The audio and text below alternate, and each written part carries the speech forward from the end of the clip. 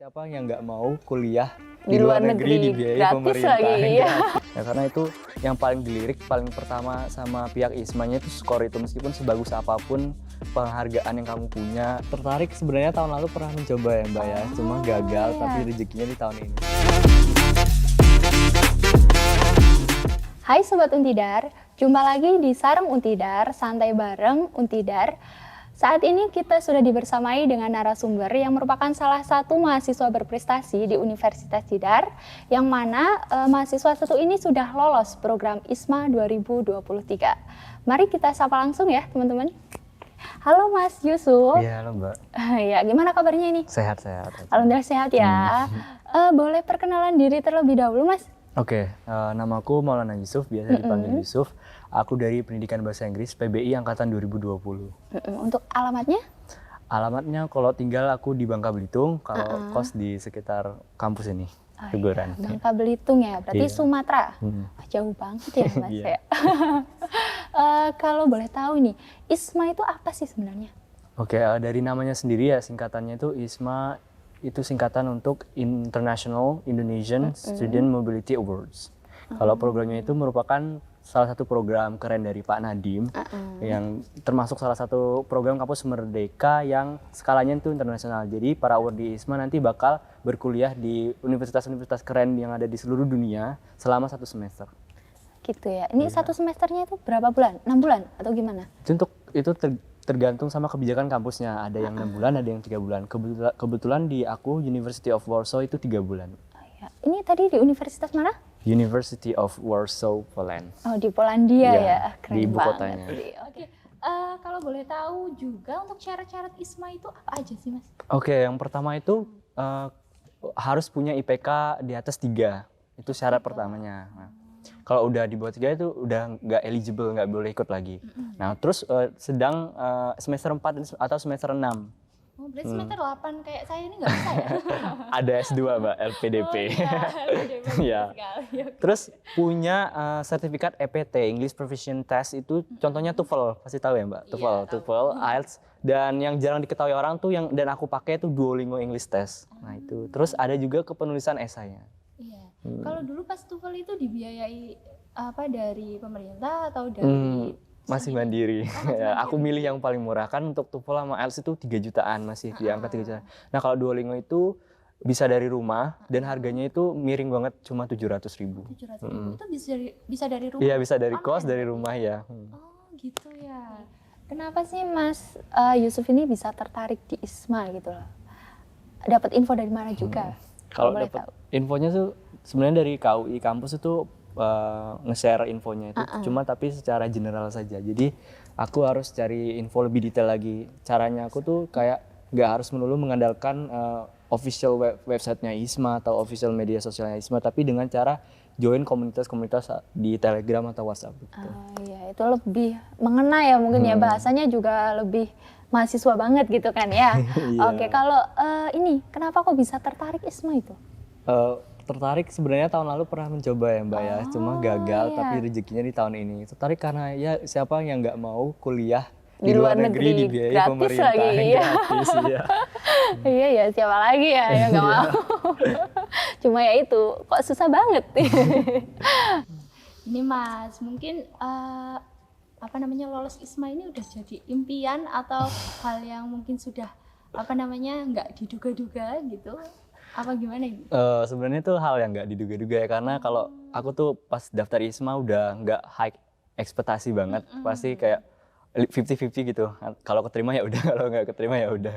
Gitu ya. Kelebihan kamu itu sebenarnya apa sih? Kok bisa gitu loh lolos ISMA? Sedangkan kelebihan aku yang kayaknya banyak kelebihan itu loh, kelebihan apa ini daging mungkin ya? Mungkin atau apa itu kelebihan kamu aku gitu, yang mahasiswa bisa dibanggakan? biasa-biasa aja sih Mbak, nggak terlalu rajin juga kalau di kelas. Cuman mungkin yang aku note itu kan ada tahap-tahapannya nih ISMA, ada tahap berkas sama tahap wawancara. Aku yang pas tahap wawancara ini aku melakukan suatu hal yang unik Mbak, meskipun agak cringe gitu. Kan ada pertanyaan kayak gini, apa obstacle, apa ya bahasa Indonesia itu, kendala yang kamu hadapi saat belajar. Nah aku tuh bikin diriku seunik mungkin dengan cara nyanyi gitu. Ya. Kamu suka nyanyi juga berarti Bukan ya? maksudnya, kan aku orangnya pelupa. Nah, cara aku mengatasi kendala pelupa tersebut dengan cara aku nyanyi gitu. Oh, Nah, berarti itu jembatan keledai. iya. Jadi kalau mau syarat suksesnya buat lolos wawancara ISMA itu cari sesuatu yang unik. Kalau yang bagus kan udah banyak nih Mbak. Yang bagus kan pasti mungkinnya lebih banyak dari kita kan. Nah kita tuh sebisa mungkin bagaimana caranya kita seunik mungkin ya gitu. Limited edition. Iya betul. Oke. Kalau untuk ini jurusan yang diambil di sana itu. Oke, di sana tuh sebenarnya setiap host university itu beda-beda. Kayak ada yang kayak mereka tuh lebih nggak jurusan sih, tapi mata kuliah yang ditawarkan. Nah, itu jadi misalkan satu univ tuh bisa kayak menawarkan mata kuliah bahasa Inggris, bisa matematika dan segala macam itu awardee itu boleh ngambil sebanyak mungkin maksimal 4. Nggak sebanyak mungkin maksimal 4 ya. Beda-beda juga boleh. Ada batasannya. Iya betul. Nah kalau di University of Warsaw Host Unico sendiri itu mereka kebetulan tuh cuma ada mata kuliah HI. Nah, Hubungan internasional. betul. Jadi aku harus sebelum berangkat ke sana nanti harus belajar dulu, minimal tahu sedikit tentang HI biar bisa survive di sana. Nggak apa-apa, aman ya. Iya. Keren. Ilmu baru ya. Betul. Kenapa nih Yusuf itu ngambil apa namanya di Polandia sih? Kenapa nggak di negara yang lain, Jepang, Korea atau mana gitu? Sebenarnya tertarik Jepang sama Korea sih, Mbak. Cuma kayak Asia itu bisa dieksplor kapan aja. Dan kebetulan aku udah pernah ke Jepang, jadi kayak oh ya cuma seminggu doang, tapi kayak mau nyoba di negara lain. Kan pendidikan tuh yang ranking-ranking tertinggi itu kan ada di negara Eropa kebanyakan. Nah, karena aku mahasiswa pendidikan, aku pengen tahu pendidikan di sana tuh kayak gimana. Apalagi Polandia yang kayak keren banget. Nah, nanti pulang dari sana tuh pengen aku implementasikan ke sini. Ya, apalagi kan masnya emang basicnya pendidikan. Iya, ya. betul. Meskipun ngambil di sana tuh HI, tapi kan tetap ada aja itu pengajarannya di sana, dosen ngajarnya kayak gimana, itu bisa dijadikan ilmu. Kalau kemarin tuh ke Jepang kemana nih? Ke Jepang, di Jepang. Acaranya itu aku diskusi se-Asia Tenggara, jadi dilaksanakannya di Jepang. Iya. Banget ya kamu ya. Aduh, pantes ini jadi mahasiswa berprestasi. Untung-untungan.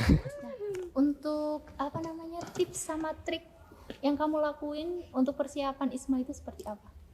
Oke, untuk tipsnya sendiri tuh yang tadi udah aku spoiler dikit ya, itu gunakanlah keunikan diri sendiri itu. Jadikan itu sebagai kayak nilai plus buat nanti wawancara.